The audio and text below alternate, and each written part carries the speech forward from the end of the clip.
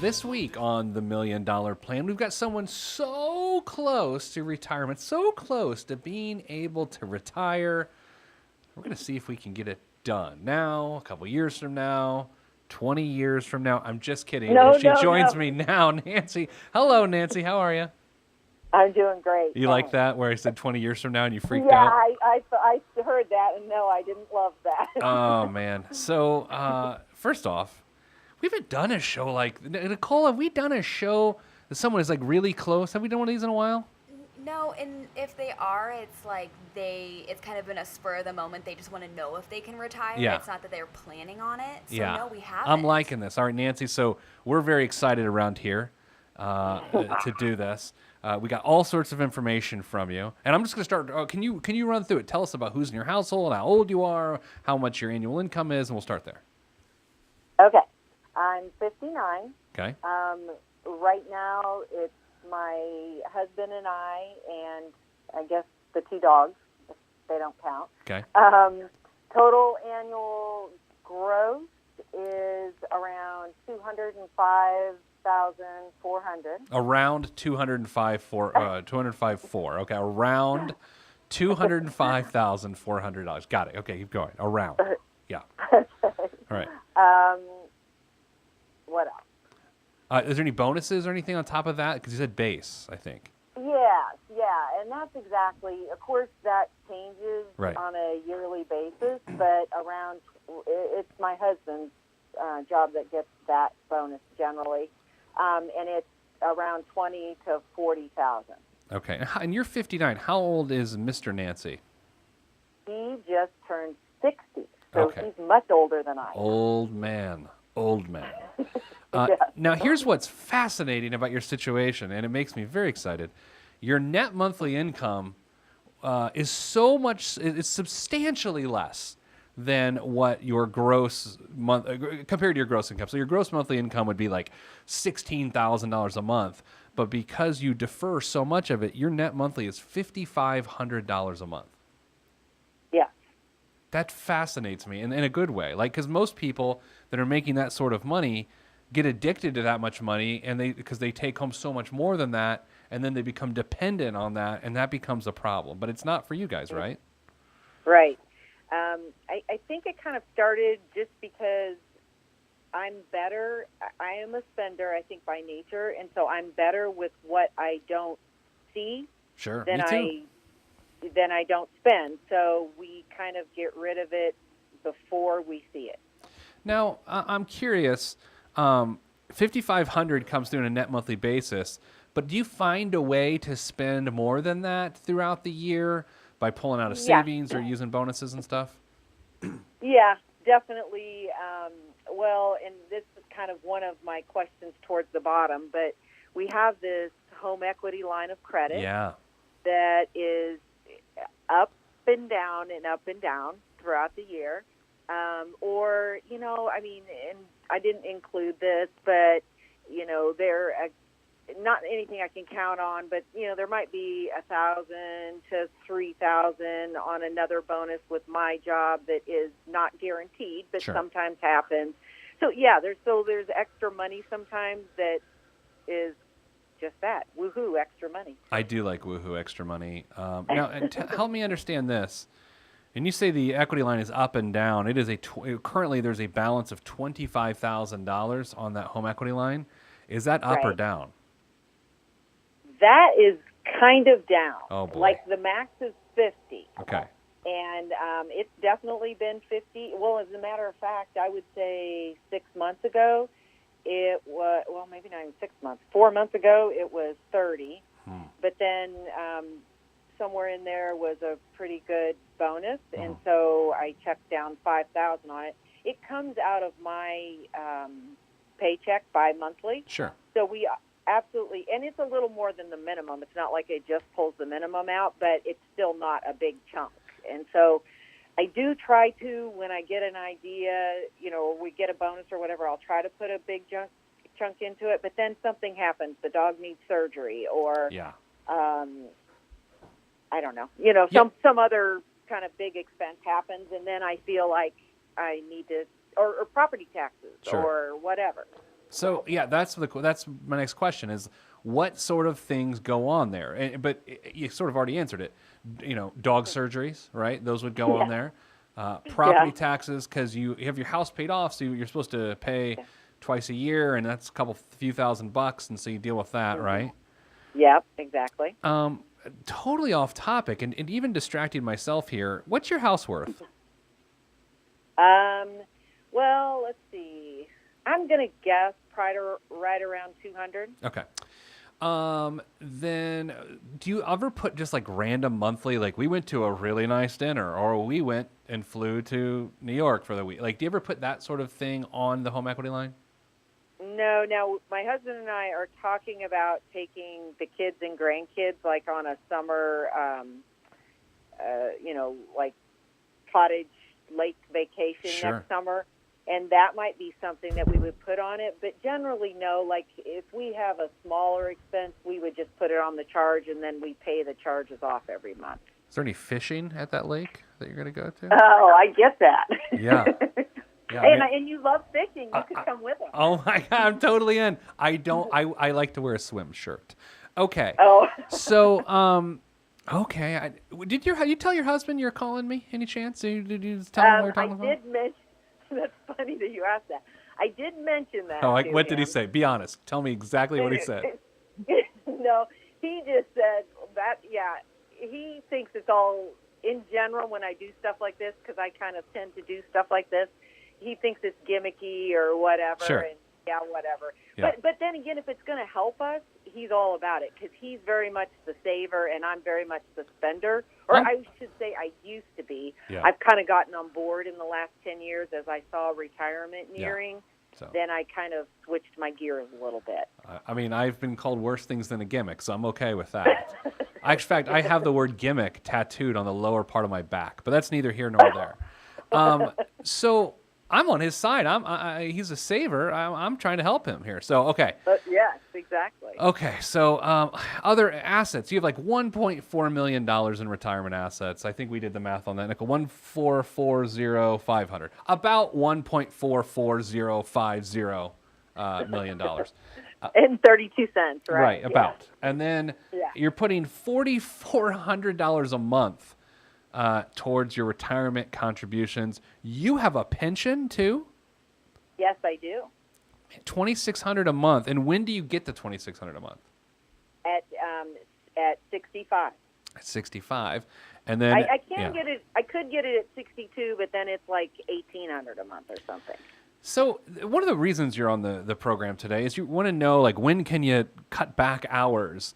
I got to ask some clarifying questions there. Number one, based on what both of you do, can you just cut back hours? I mean, is that possible? Yeah, I mean, no. I mean, we're both right now doing positions where we're salary. Right. And no. Okay. So, I mean, we could do, like in our field, there's things you could do that you could work part-time or something, but it would mean completely changing our job. I mean, realistically, like if we put a plan together, I'm about to sound like a car salesman. There's nothing wrong with that. I know lots of car salesmen. If I'm able to put a plan together for you today that has you able to retire like today, realistically, would you and your husband both go in and be like, we're out, and then leave, or no? No, neither one of us, although if we had some sort of an alternative or an option that was feasible, I think we could definitely both be agreeable to do that even in the next year. Okay. Because we're both kind of getting tired of working like 60-hour weeks, 50 to 60-hour weeks. You know, as you get old like we are, you get tired. Well, he's old. So I that's guess right. Thank you. I said that to him because is he going to listen to this? Yeah. Oh, absolutely. Hello, old man. I'm just kidding. Okay. So I guess the question is, if you're going to go back to work part-time, and this is super important, you don't have to know the answer. I just I implore, I should say, both you and your husband to talk about this. Are you going back to work to have something to do? Or are you going back to work part-time to bring home some money until you're ready to fully retire? Do you think what do you think it is? I think, well, maybe both. We definitely, are active and don't feel like we're ready. I mean, I guess this isn't telling too much information. My husband likes to golf. Okay. So, but I don't. Oh, know I know who it is. yet. I know who it is. No, I don't care. Lots of people do. I don't think you could do that all day, every day. You know. But we also talked about you don't want to pay for medical insurance. Yeah. And so if you maybe get a part-time gig, you could maybe get insurance with that. No, it doesn't work that way. I wish it worked that way. I mean, that's like. What do you mean? Oh, I mean, you can't get a part-time gig and get medical insurance. I mean, you could barely do that 15 years ago, but now with how healthcare is in our country, no one is going to pay you upon a part-time basis and then insure you. It's just not going to happen. You would have to find your own insurance or work a full-time gig. And I can't even say work a full-time gig with less hours because then it's not a full-time gig. Like, no one's going to insure a part-time person. Yeah.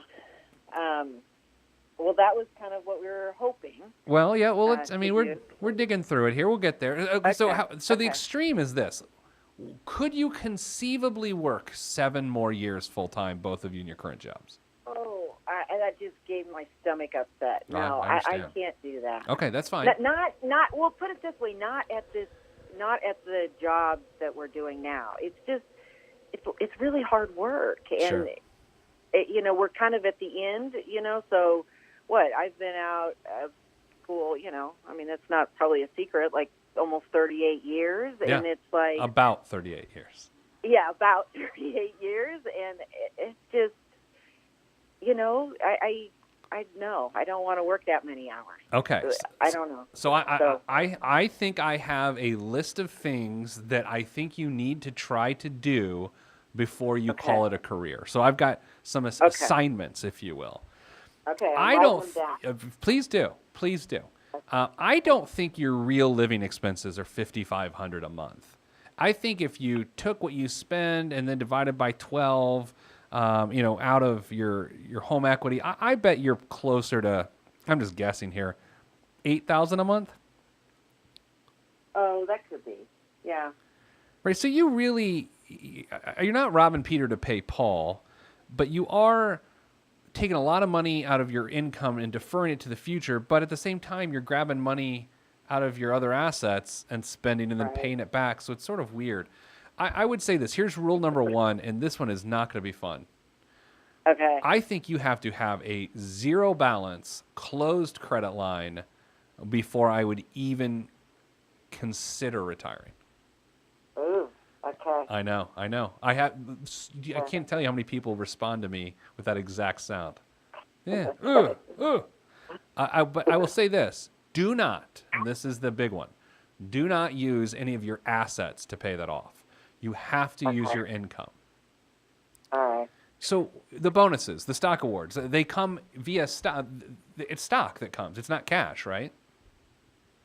Well, actually, and I don't understand it all, but yearly there is like a payout, like a one-time bonus kind of thing. But cash, not like. But he gets it into his check or whatever. And then how much is that?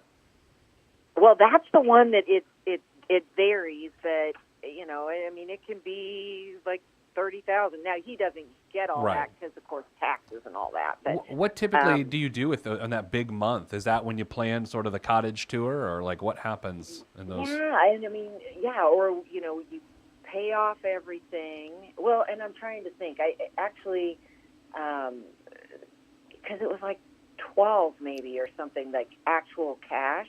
Mm-hmm. And so then put some in savings, put some against the home equity, like, dump 5 into the home equity. Sure. Honestly, this is probably horrible, but I can't tell you what else we did. No, that's not horrible. It's paid off the credit card maybe, or sure. that for that month. But I think you're right. I think we spend more than that net. Yeah. So I love your situation. I think a couple of, first of all, do you have a financial advisor that you work with? Well, loosely. I mean, my husband had previous, 401 or 403 or whatever. Mm-hmm. And and so he's got money in a investment company, and so we talk to that person, and he'll give us information about just our other things too, Right. asking advice. But we probably talk to him, maybe twice a year, Okay. not real frequently. I think you need a financial planner, not an investment. I mean, you can keep your investment advisor, but you need a financial retirement income plan done for you ASAP. Not by me. I don't do that anymore. But by like a CFP. You need a certified financial planner to do what I'm telling you to do. And here's what they will do. They will run different scenarios of you retiring at different ages. What's it look like at 62 with Social Security and pension? 65, 66, 67. 67 clearly doesn't sound too appealing to you or me or anyone else, right? No. You're really this is a dot I's cross T's situation here. Now, you got some cleanup work to do. I don't like the home equity line. I don't like that you only have $26,000 in your savings account. I always feel like when someone has the sort of money you have, I like to see 50 to 100 in cash. Ooh, okay. Yeah, I mean, but here's the thing. You guys make so much money, not an exorbitant amount, but a really good amount of money. And so if you earn it for another 3 years, we need to think of it this way. That is $600,000 if you do it for 3 more years. And more than, probably $700,000. How can we do the following things? Pay off the home equity line, continue to max out our 401ks, and chunk another $25,000 to $50,000 away in savings. And if you look at it from that perspective, yeah, you should be able to do that. Okay. All right. So here's the reality. Like, let's say you tried to retire at 62. Okay, let's say you tried to retire at 62. Off of your investments, your husband would be 63. You'd have I changed the numbers a little bit, Nicole. So even if you flash them out, they're not going to be wrong.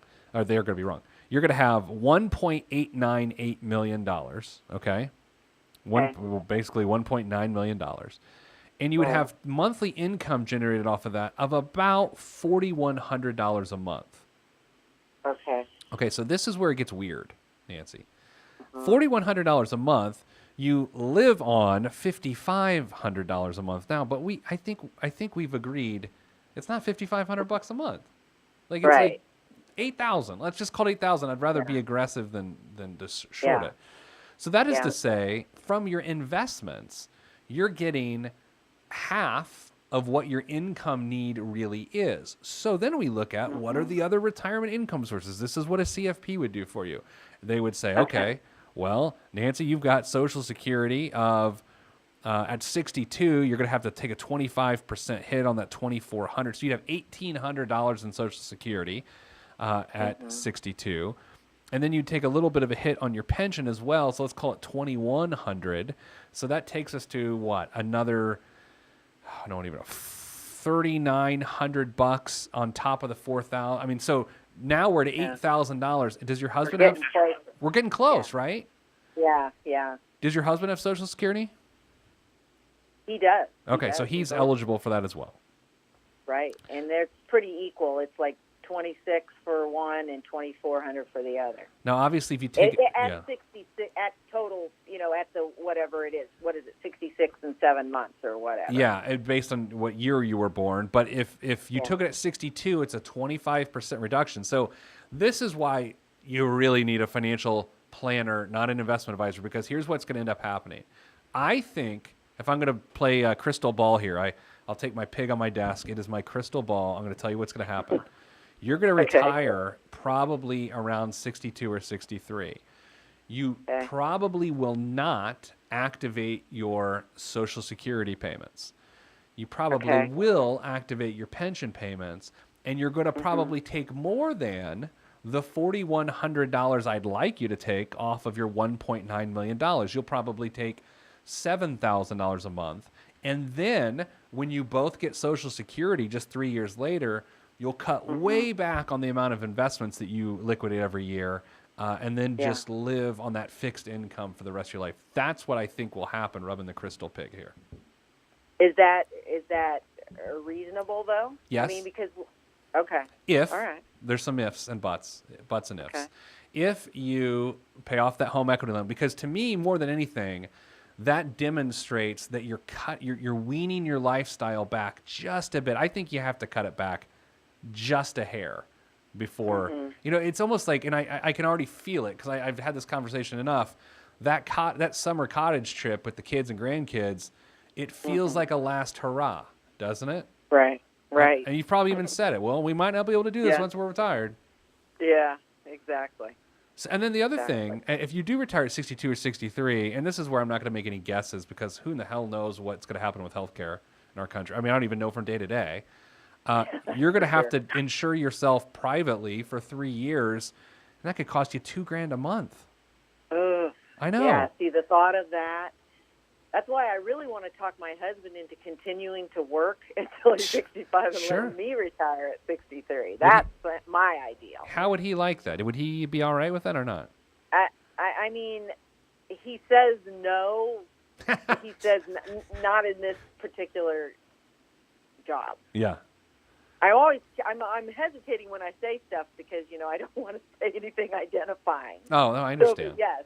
Yeah. So let me ask you this. And I'll answer I'm going to ask the question. I'm going to answer it how I would answer it myself personally. And then I'm curious how you would spend. I am like you. I am a spender, and that if I don't get the money on my face, I'll probably spend it. Right. Right.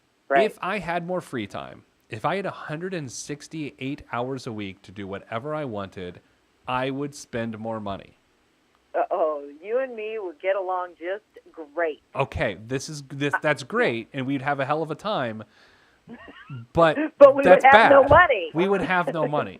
So Exactly I think right. retiring earlier than him would probably not be a good idea. Yeah, no. When you say it like that, that's so funny because my husband would so agree with you. Yeah, see, he and I aren't that different. True. Yeah. Yeah. So this is like your situation. So when I hear these things, I read these things. My first thought is this doable? And the question is, yeah, this is very doable. A couple things have to change. You need a CFP, and you need to choose the right age. I think it's going to be 64 your husband, 63 you, somewhere in that range. And I think as if you don't try to do this already, those stock awards and those bonuses coming in, I would try to fatten up the savings account and get that home equity line gone. Yeah. Interesting. Yeah, those two goals are pretty black and white and pretty easy to focus on. Yeah. So I think that's good. That's good. If you need and I typically don't do this, but I will do this for you. If you need a CFP recommendation, let me know. Let Nicole know, and we'll get you some names of people because that is going to be the key to this. And if you haven't worked with a CFP or a financial planner in the past, there's a little bit of culture shock, right? Because there's like, well, it costs a couple $1,000. Yeah, it does because it matters. It's sort of a permanent thing. Have you guys always made this sort of money? This is really good money, $205,000 of household income base. Has it always been at sort of this level or just recently? Pretty much. I mean, we've gone up recently just because we both have changed jobs in the last 5 years to be, more up the ladder, I guess I would say. But we've both always worked full time.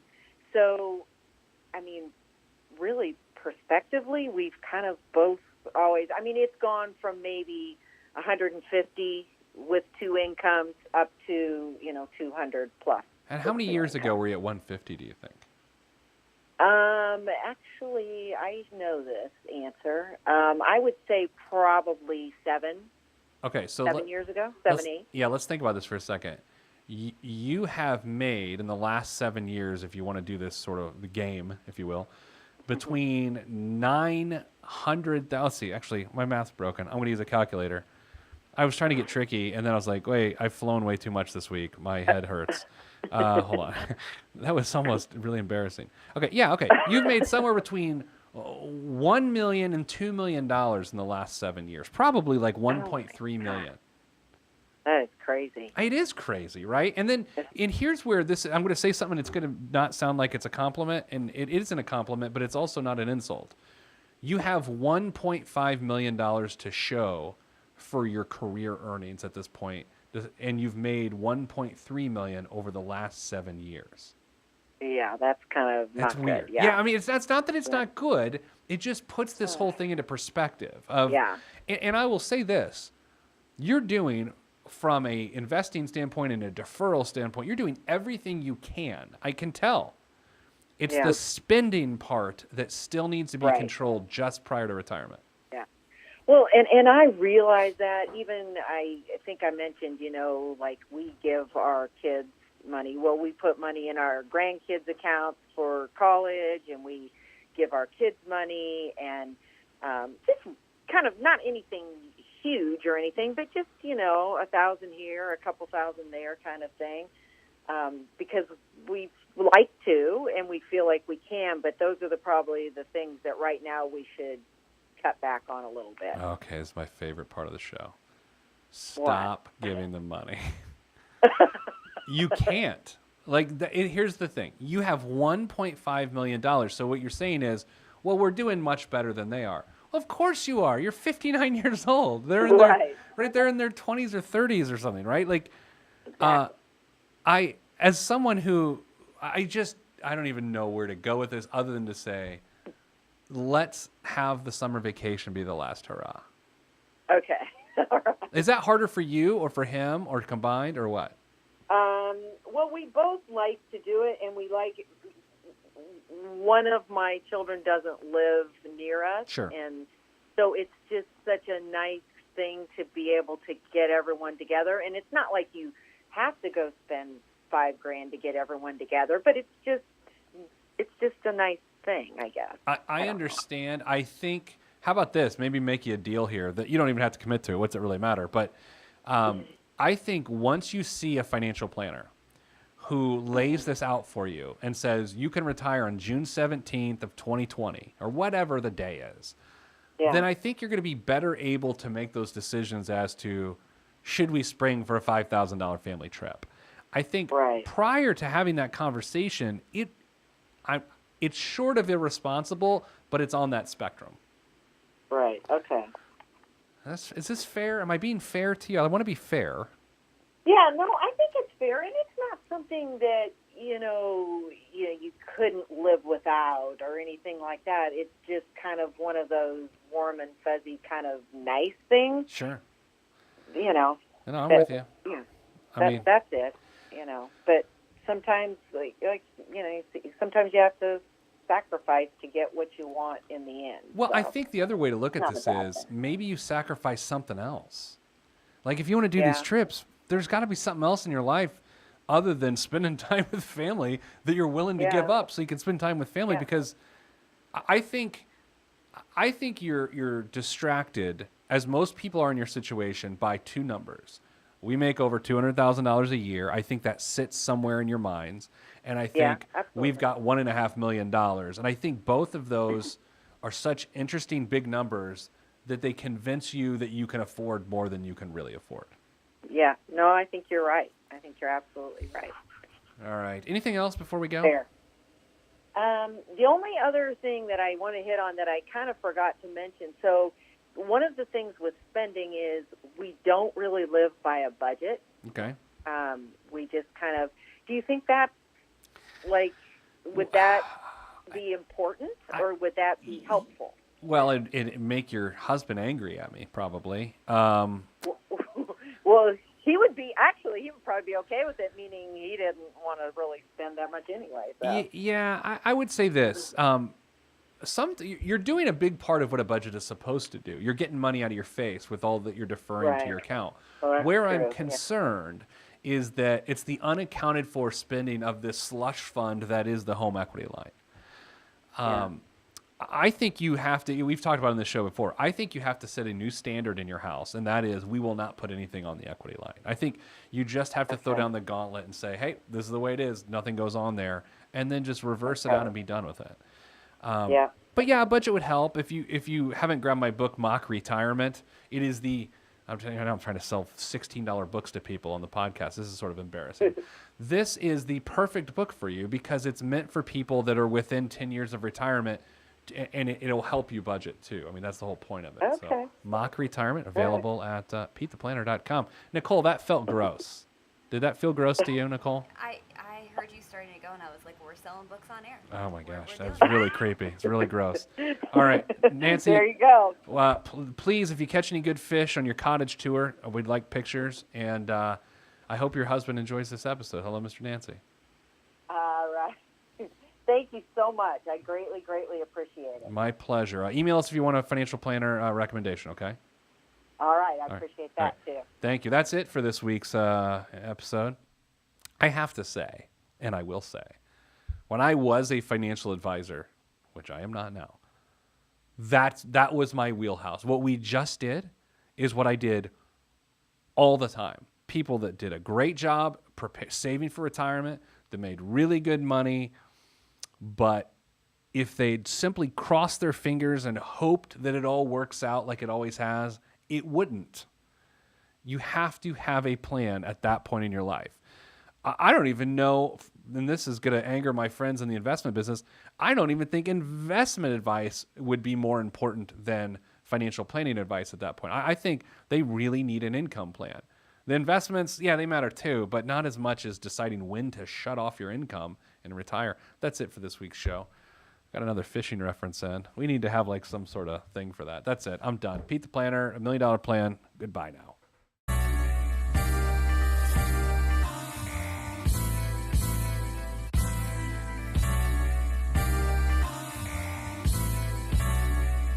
This is where I came from.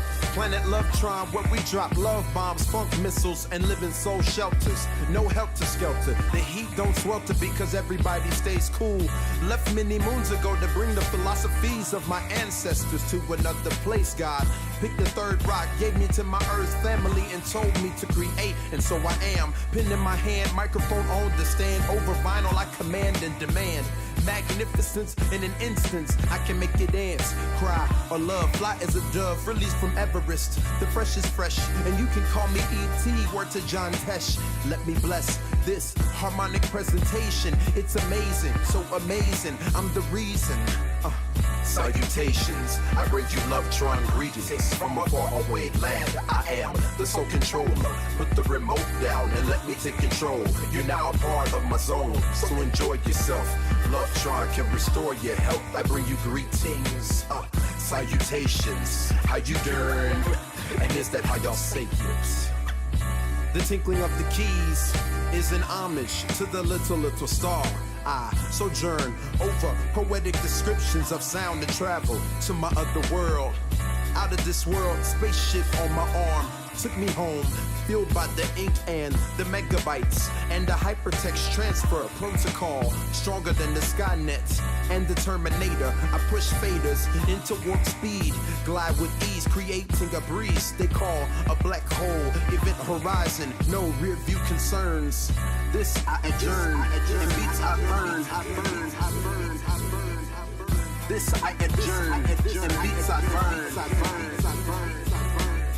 Salutations, I bring you Lovetron greetings from a faraway land. I am the sole controller. Put the remote down and let me take control. You're now a part of my zone, so enjoy yourself.